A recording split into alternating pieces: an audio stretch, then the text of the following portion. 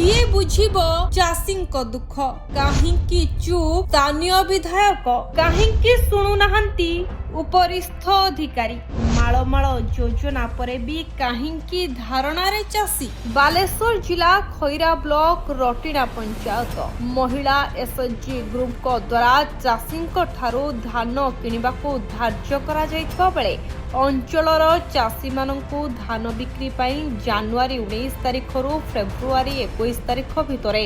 समस्त चाषी को टोकन मिलिथिला हेले चाषी ठारू एसएचजी ग्रुप धान नै नथिला। चाषी माने परिवार रु मार्च मास नियाजिबो बोली कहिथिले हेले 44 जन चाषींकर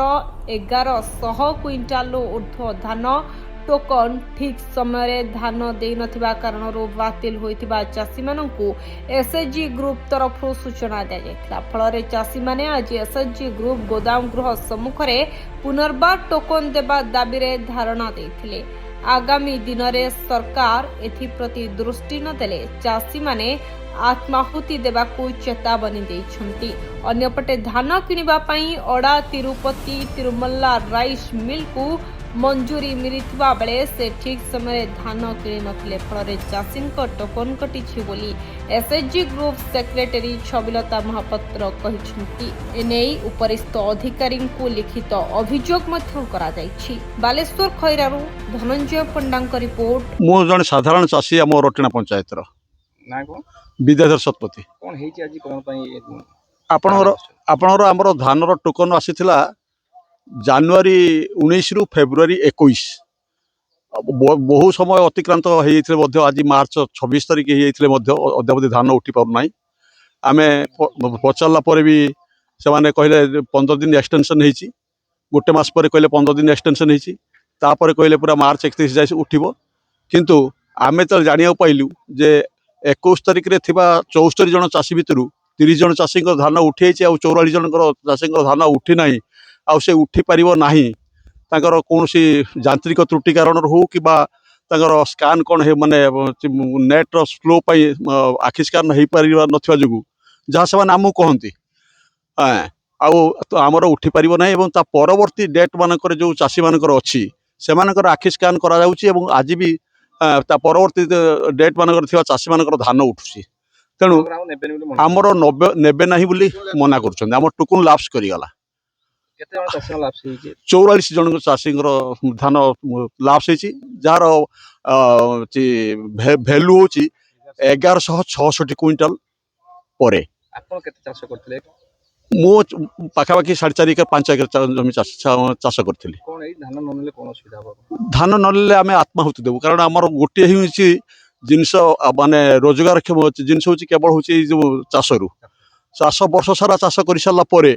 जदि आम से धान मुठाक बिकी पारूनी आम परिवार प्रतिपोषण केमी करूँ आम चाहूँ जे आम धान गुड़िक मानते केमी सरकार ग्रहण करूँ कौन मत आम धान गुड़िक उठी जाऊ और सरकारी रेट्रे आम पैसा पाऊ सेक्रेटरी कहते आम लेवल आम जी परिश्रम करने करूँ कष्ट करने करूँ लेटर दवा कथा देचु स्टेट लेवल को पठेचु आउ सब कम से आम हाथ में किसी ना कारण तो प्रथम तो आमर एसएचजी जो तिरुपमाला से 3 वर्ष है आमर धान किणुले से गोटे एसएचजी गोटे मिलर तेणु सी फास्ट आमको हूँ गाड़ी प्रोब्लेम गाड़ी देले मासर गोटे 2टा एमता देले जोटा भी देले 6 चकिया 2 जन 3 जन चाषी एटा है मेन कारण गाड़ी देलेनी तापर 21 तारिख जो लैप्स हम 2 दिन आगु 19 तारिख दिन मु फोन करी फोन कली सी सब कहले ना मुझे सारे 21 तारिख आमर कटिज 55 जन लोक अच्छा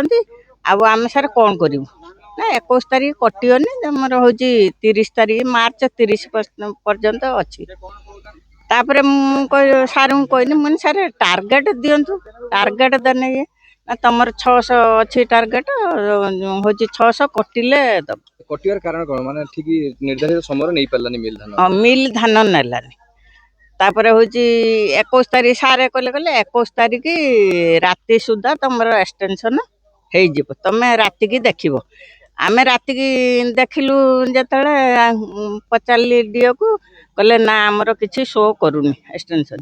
तेणु मु राति 10टा हेलाणी सार पाखु फोन करी सार आपण कहते एक्सटेंशन हूँ शो कर कहीं एपर्यंत कलानी ना तुम राति 10टा बेले कौच मुझे सार आपण कहते राति की देखिए आम राति की देखिलु देखी कहलु कहले कौन करा मुझे टार्गेट सार देते भी आम आ राति 10टा बेले टार्गेट किए दब जहाँ हूँ से आशीष सार को सीएसओ सार कह अभियोग कटि जनईचु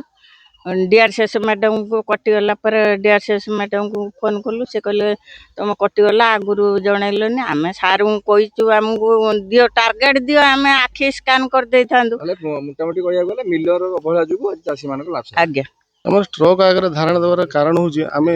गरीब घर चाषी आम बहुत दुख कष्ट चाष करूँ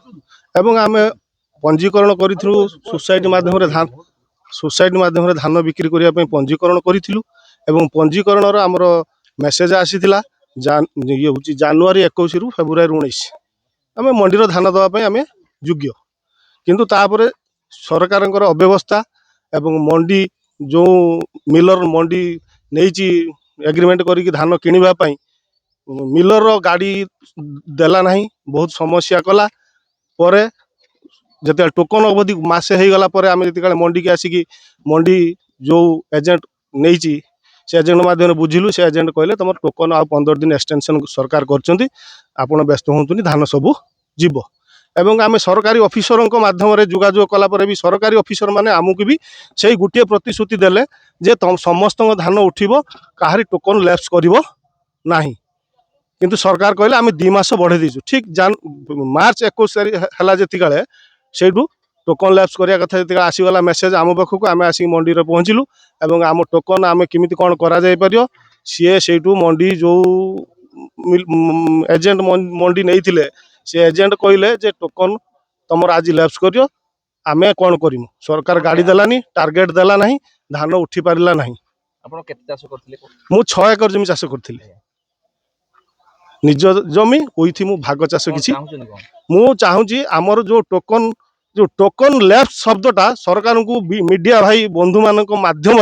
मु कहवाई चाहूँगी टोकन लैप्स शब्दटा सरकार जेते शीघ्र उठातु जड़े चाषी चाष करिछि ता धान बिक्री कर मंडीर गोटे लैप्स शब्द कौटू आसुची 3 मास सरकार कहले अवधि देले जे 3 मास भीतर आपन को धान उठियो किंतु टोकन अवधि काहे 2 मास रखुचंती गोटे चाषी चाष करिवो जदि कौन सरकार कहले टोकन लैप्स करियैछि आमे मंडी रो कहले तुम टोकन लैप्स करियैछि आमे धान किमिति आपन पाखु रिसीव करिवो सरकार तो से धान रिसीव करिवोनी आमे किमिति करिवो आमर दाबी आम टोकन रिभैलिड करा जाऊ एवं मंडी माध्यम आमर सरकारी रेट आम धान किना जाऊ नहले आगामी दिन में आम जो सोसाइटी ऋण करिक जो आम धान चाष करूँ से दृष्टि आम बाध्य हम आत्महत्या देवाई आम तो लोन सोझी पारूँ आम छुआ पाठ पढ़ुं आम चाष कर भरण पोषण करुचु सरकार जब ये अव्यवस्था करेंगे ताहले आम केमिति बंचीबो आपन को रिक्वेस्ट करूँ आप सरकार मेसेजटा पहुँचातु चका आखि।